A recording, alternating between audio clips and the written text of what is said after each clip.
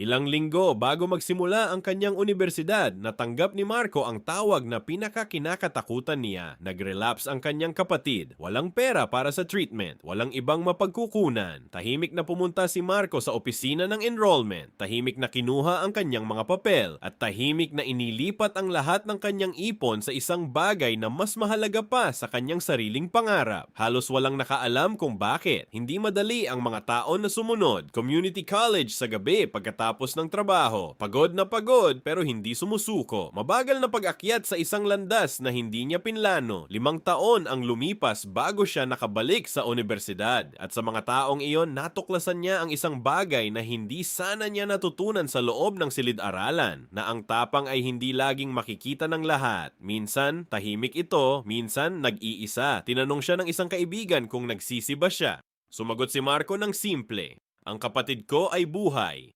Paano ako magsisisi? Hindi lahat ng sakripisyo ay may kasamang palakpakan, pero lahat ng tunay na sakripisyo ay may kasamang kapayapaan.